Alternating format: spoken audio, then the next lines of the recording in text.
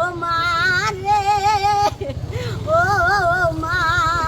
শরীয়তপুরের ভেদরগঞ্জে রাজলক্ষ্মী পুরবী নামের এক গৃহবধূর রহস্যজনক মৃত্যু হয়েছে। বুধবার সকালে ভেদরগঞ্জ উপজেলার সিঙ্গাচূড়া এলাকার শ্বশুরবাড়ির ঘরের আড়ার সঙ্গে ঝুলন্ত অবস্থায় তার মরদেহ উদ্ধার করা হয়। স্বজনদের অভিযোগ, দীর্ঘদিন ধরে যৌতুকের টাকার জন্য নির্যাতনের শিকার হচ্ছিলেন রাজলক্ষ্মী পুরবী। টাকা দিতে না পারায় শেষ পর্যন্ত তাকে হত্যা করা হয়েছে। জানা যায়, প্রায় ৩ বছর আগে রাজলক্ষ্মী পুরবীর সঙ্গে চঞ্চল হালদারের বিয়ে হয়। বিয়ের পর থেকেই বিভিন্ন সময় শ্বশুরবাড়ি থেকে টাকা এনে দেওয়ার জন্য চাপ দিতেন চঞ্চল। এমনকি কয়েকবার টাকা এনে সে টাকা আর ফেরত দেননি তিনি। সবশেষ মঙ্গলবার বিদেশ যাওয়ার জন্য ৪ লাখ টাকা দাবি করে স্ত্রীকে বাবার বাড়ি পাঠান চঞ্চল। তবে দরিদ্র বাবা সেই টাকা দিতে অপারগ হলে পুরবী শ্বশুরবাড়িতে ফিরে আসেন। এরপর বুধবার সকালে তাকে ঘরের আড়ার সঙ্গে ঝুলন্ত অবস্থায় উদ্ধার করা হয়।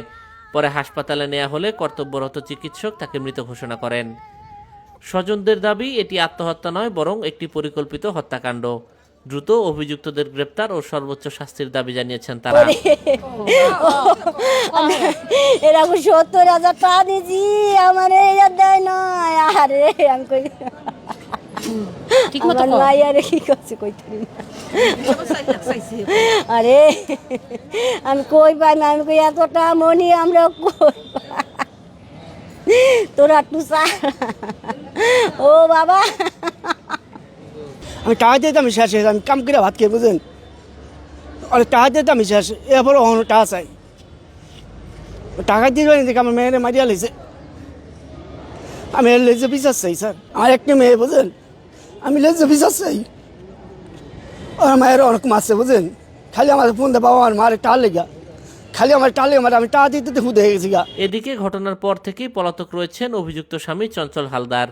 তবে বিদেশ যাওয়ার জন্য শ্বশুরের কাছে টাকা চাওয়ার বিষয়টি স্বীকার করেছেন চঞ্চলের মা লক্ষ্মী রানী। বউ কালকে পোলা লইয়া জামাই লইয়া ইয়ে গেছে বাপের বাড়ি, পোলার বিষা আইছে, কি জায়গা জানি যাইবে, জায়গার কথা আমি কইতারি না, যাইব বিদেশ যাইব, বিষা আইছে। সে বাপের যায় কইছে যে তুমি আমার নামাইছো, তুমি আমার যেমন আমার টাকা দাও, আমার টাকা জমা দিম, আমার স্বামী ঈদের আগে যাইব গা, এ কথা কইছে। যে বাপের লোক অনেক ঝগড়া দিয়েছে, আর বাহের কার কথা জানি শুনি না কি রে, আর বাপে দিব না একটা খুব, আমি দিব না একটা খুব, এ না করছে আর ঝগড়া করে আইছে বাহের বাড়ি। ভেদরগঞ্জ থানা পুলিশ জানান, ঘটনাটি গুরুত্ব সহকারে তদন্ত করা হচ্ছে।